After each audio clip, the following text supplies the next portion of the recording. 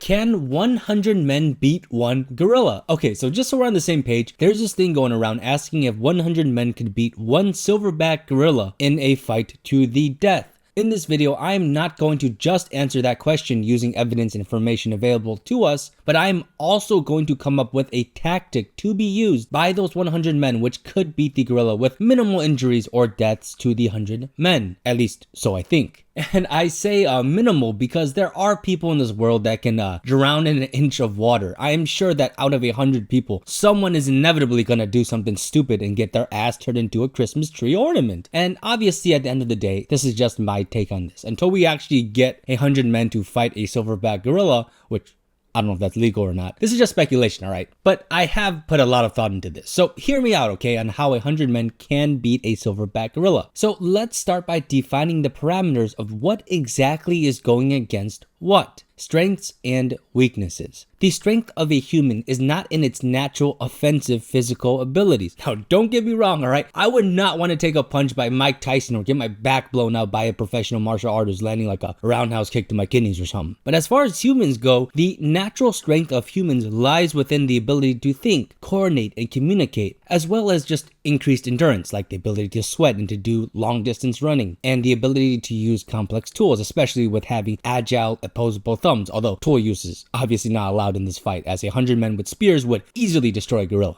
A silverback gorilla, on the other hand, is on average 5 feet tall when standing at 430 pounds. The physical strength of a silverback gorilla is 4 to 10 times that of an average human male. Now, I want to quickly remind everyone that we are fighting a silverback gorilla from planet Earth. We aren't fighting Donkey Kong, we aren't fighting King Kong, we aren't fighting a gorilla with like an infinite stamina buff. We aren't fighting the Michelin Man, the Grim Reaper, or Magilla gorilla. We are fighting a silverback gorilla from planet Earth. I need to make this clear because honestly, sometimes in this conversation, at least from my experience, people talk as if this is 100 men versus some sort of like mythical creature. I was actually talking about this topic to one of my friends earlier, and he thought that the gorilla would win in all circumstances. And I kind of just asked him why he thought so, and he said, he started talking about how, like, gorillas can, use their mass and body weight to flail and spin in circles and keep people fighting it back. How a gorilla can roll and essentially become like a big fuzzy wrecking ball, and how a gorilla can swipe at the feet of humans to knock them down in a group, and then they can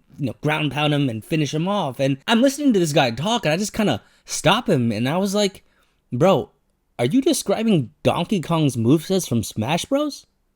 Like, let's not forget that a silverback gorilla, which is very strong and intimidating, I'm not denying that, and I would get my ass turned into a Krispy Kreme donut by one, but it is still a living creature made out of flesh and bones. So just keep that in mind, please. In other words, in a one-on-one fight, an average human would obviously lose to an average gorilla, but let's not start treating this gorilla like it's a legendary Pokemon. And so now that I have clarified that, what would a 100 men group do while fighting a gorilla? So this is where things get interesting. In this fight to the death, humans would win whether or not they are organized or disorganized. However, the amount of damage the humans would take would be drastically different depending on whether or not the humans were in an organized formation or not. When disorganized, humans still have the advantage, as a silverback gorilla is going to run out of stamina before it can take out 100 men. You're looking around in first person.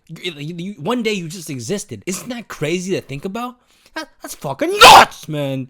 Nuts! Nuts! A 400 plus pound creature is going to be expending energy faster than the average human. And even if one punch from a gorilla equals one kill, which is, by the way, being extremely generous, that silverback gorilla has to throw at least 100 full-powered punches, which is extremely tiring for it. Again, it would most likely have to throw way more than just 100 punches, seeing how punches get missed, hit non-vital parts, and so on. And also, that gorilla isn't just throwing punches. It still has to maneuver and do a bunch of other things that would also consume the gorilla's energy. But honestly, that answer is boring and maybe a little bit too simple. So how would a silverback gorilla deal with 100 men who are organized? And is it possible to beat a silverback gorilla with 100 men while taking little to no damage? And by organized, I don't mean the 100 men have like perfect military drill precision. By organized, all I mean is that these men are coordinated and communicating. In order to explain this next segment on why it is important for men to be organized, I need to back up a little bit. Organization and formations matter. In ancient warfare, as well as other types of linear warfare, the majority of people injured or killed in most battles were not killed while actively fighting. Now,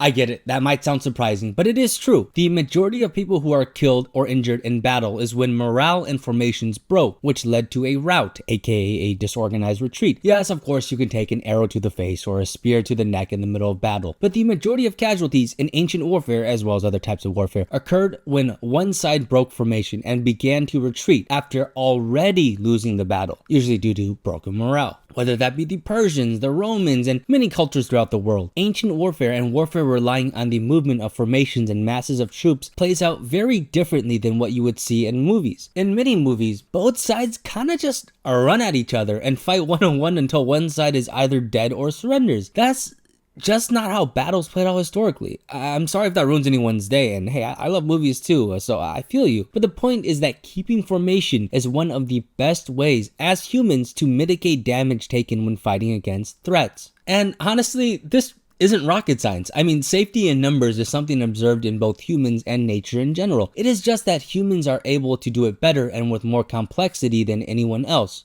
Well, that is a generalization. I mean, there are people who aren't very good at coordination, but I am speaking about the average person compared to the average living thing on Earth. In a formation, a human essentially becomes one big organism. Humans have the unique ability to not just speak and communicate complex thoughts, but to organize, adapt, and adjust as needed with equal complexity. Remember, in a formation or some sort of group, in this instance, let's say of 50 men, if you use an average weight of 140 pounds per man, that is together 7,000 pounds of just human mass versus a 430-pound gorilla. And again, that's with 50 men. So while an angry gorilla is terrifying and has a bunch of mass to it, 50 humans coordinated and facing against one threat gives the humans better odds and security than some would think. So if humans are going to fight a gorilla, not using the ability to organize and coordinate and communicate is like declawing a cat. Sure, you can send 100 men to swarm the gorilla like a bunch of zombies and bite big chunks out of that gorilla. Side note, by the way, I love all animals and gorillas. I don't advocate for animal cruelty, and any gorillas watching this, I'm sorry, I don't mean you any harm.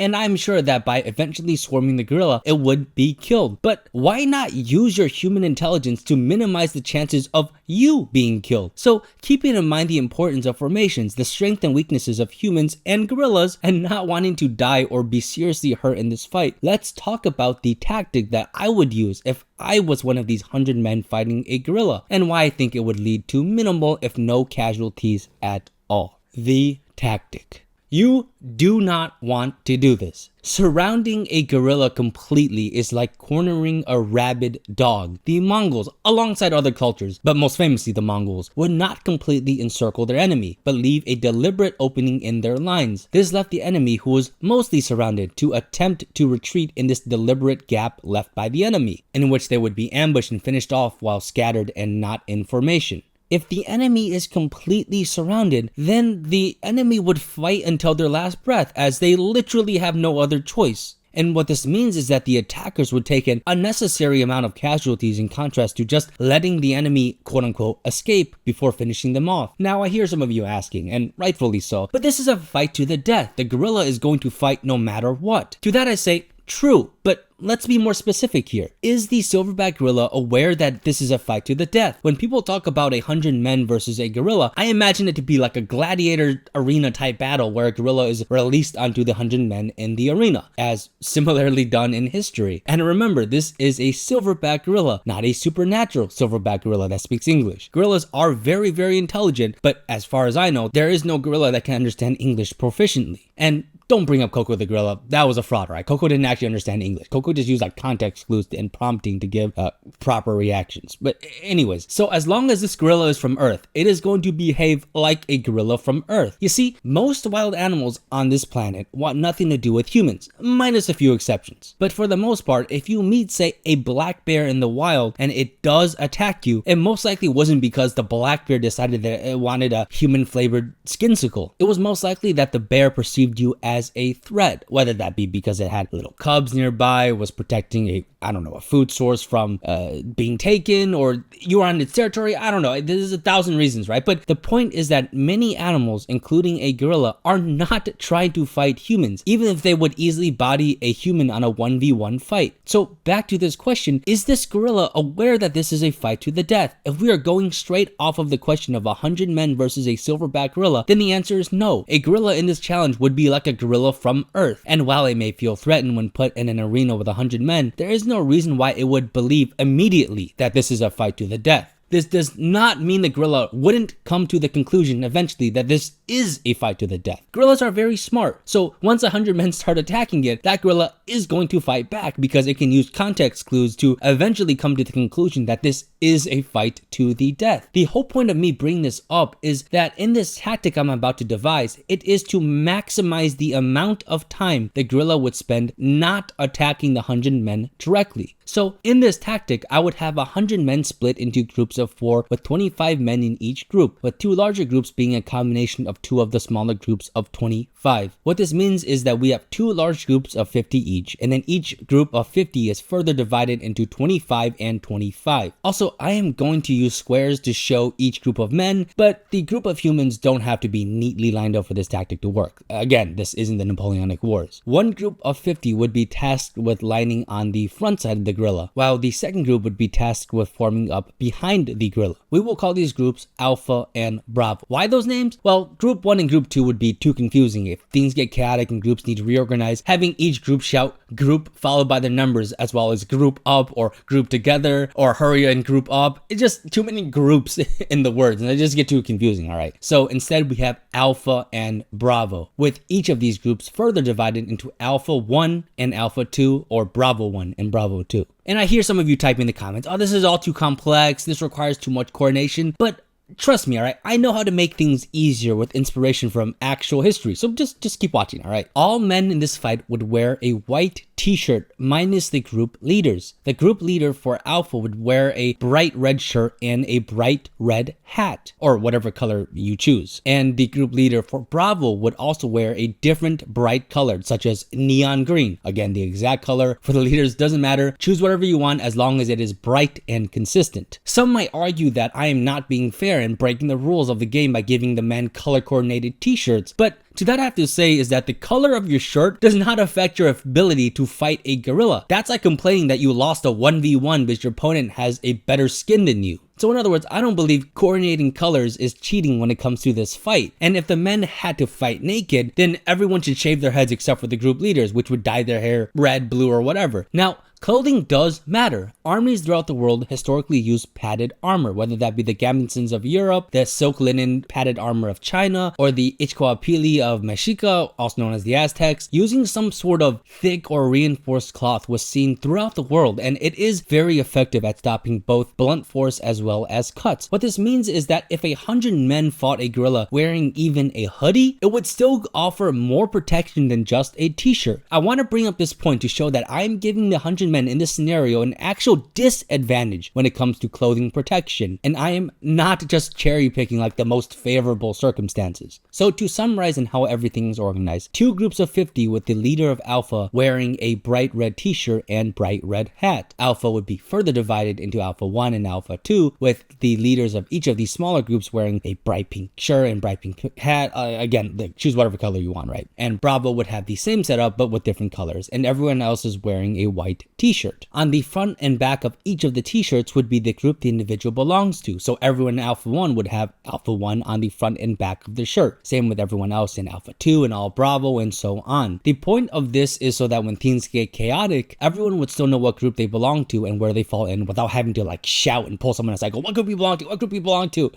So the reason why smaller groups exist is to make the men more maneuverable. Keeping track of one guy out of 50 is much harder than keeping track of 1 out of 25. The leader of the smaller group's task is to communicate and coordinate with the leader of the bigger group, and vice versa. This method of organization means that the leader of Alpha and Bravo don't need to communicate with everyone, just the leaders of each segment, which will pass on the word and make sure that others are staying organized. The people in the white shirts, which is the majority of the people who aren't leaders, treat their leaders as a standard being something to rally around. Think of it as like a flag or something. So if things get chaotic, just rally around your group leader, which you can quickly identify with what they're wearing. And things will get chaotic. However, thankfully, the gorilla cannot speak English, as far as I'm aware. So if you hear someone scream, Alpha, regroup, you don't have to guess if that's like the enemy trying to confuse you or play tricks on you like in a real battle with other humans. You can just listen to the commands being shouted without like second guessing yourself because, well, you're on the human side and gorillas can't speak English for now. So what happens if the leaders of the group are hurt or killed by the gorilla? Well, that's where the hats come in. A person can simply pick up a hat from the fallen leader, rest in peace, and put it on. And now they are the new leader. And as for what type of hat, I'll just go with a baseball cap, as they're typically one size fits all, at least the ones I've seen. They're easy to wear and they don't offer much protection, or any protection to be honest, to the user, meaning that it is not giving the men an unfair advantage. I mean, I haven't tested it myself, but I don't think a baseball cap is going to do much against a gorilla double pounding your ass cheeks. Ideally, I would have the leaders wear like a bright colored Napoleonic shako or something, which would protrude out of the group, which everyone would see and be very obvious, but some might say that that's cheating or bending the rules too much, so I'll just go with a baseball cap. So in this fight, one group, Alpha or Bravo, depending on the circumstance, is going to be on the front side of the gorilla, while the other group will be directly behind the gorilla with gaps on both sides. The gaps allow the gorilla to briefly escape and not feel like a cornered animal. And this is step 1 out of my 3-step plan to defeat the gorilla with hopefully a little amount of losses. And those 3 steps are: number 1, tire out the gorilla, 2, disable the gorilla, and 3, finish the gorilla. Phase 1. Tire out the gorilla. Deliberate gaps are made to both allow the gorilla to think that it can escape, but to also play on the natural instinct of intelligent creatures. If you are in an environment, again, just imagine yourself somewhere that you are surrounded by danger. It is instinctual to not have your back pointed at that danger. Imagine if you were on the street and 2 men approached you to, I don't know, strike up a conversation or whatever, but something feels off and one of them slowly starts to circle behind you. It is instinct, without training, without anything needed, right, for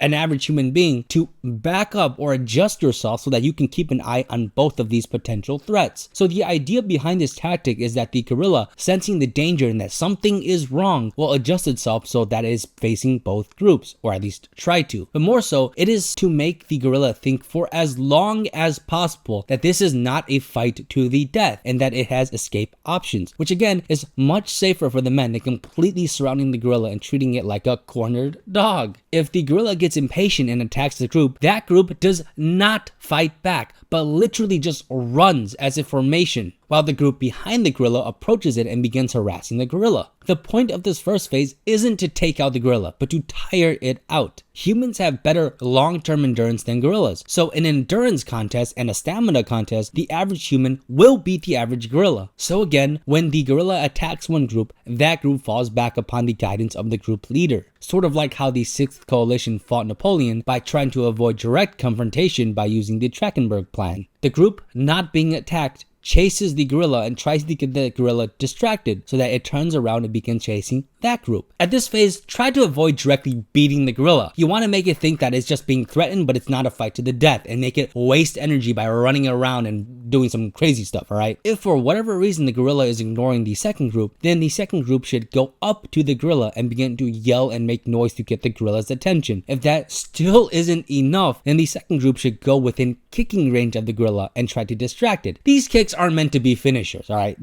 Although, I mean, I guess it would be a nice bonus if it was. But it's just to cause the gorilla enough discomfort so that it has no choice but to fight the second group. When the gorilla turns around to face the group behind it, that group, now being faced, runs away as a formation, and the previous group being attacked starts all over again with trying to distract the gorilla. The gorilla is essentially running a pacer test around the arena, and will tire out before the average human, as a gorilla, and I keep saying this but I gotta make it clear, with its immense mass, does not defy the laws of physics when it comes to energy expenditure. But what if the gorilla charges the group? We have all seen how fast gorillas can move, and at least when it comes to a short sprint, a gorilla can overtake most humans. When a gorilla charges the group, Do not scatter. Remember what I said about formations. The arena we are fighting in isn't infinite, and there is only so far you can run before the gorilla catches you. Instead of breaking formation and running around scared, wait until the charging gorilla is about to hit the group and then make a gap for the charging gorilla to charge through. This sounds almost too good to be true, like a Hollywood movie, but remember that a charging gorilla weighing 430 pounds does not transcend physics. That charging gorilla cannot turn on a dime. Now, I am not saying that a gorilla cannot be nimble. What I am saying is that you can be more nimble than a charging gorilla. So what if instead of charging into the group, the gorilla decides to run, or at least at a slower pace, go up to the group and begin attacking it? In this instance,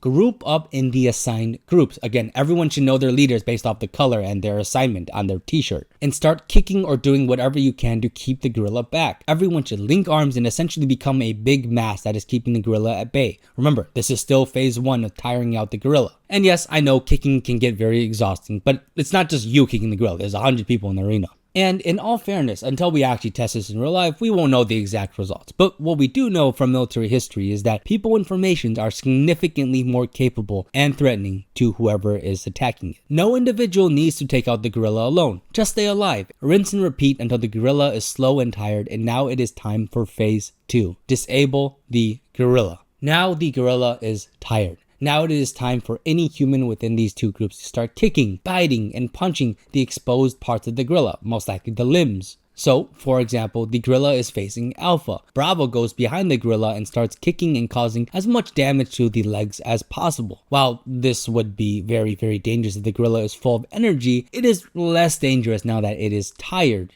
So, rinse and repeat. A gorilla can only face one direction at a time, no matter what size it is. The goal is to limit the mobility of the gorilla by beating its limbs slowly and steadily, and also going for sensitive places like the eyes and stuff. I know this is all kind of morbid, and I love all animals, but I'm just being real here, alright? So bear with me. Once the gorilla is hurt and most, if not all of its limbs is disabled by a steady stream of blows, it is time for the final phase. Phase 3. Kill the gorilla. At this point, the gorilla can barely move, if move at all. While a silverback gorilla has a strong skull and an impressive build, it is still a creature made out of flesh and bones. At this point, every single person who is physically capable should surround the wounded gorilla and essentially beat it to death. If one person gets tired, another man can take his place. Blunt force trauma still affects the gorilla, especially a gorilla that is tired and laying on the ground with disabled limbs. If the gorilla, for whatever reason, gets some energy back and starts to resist, everyone should back up and let the gorilla waste its energy by flailing around,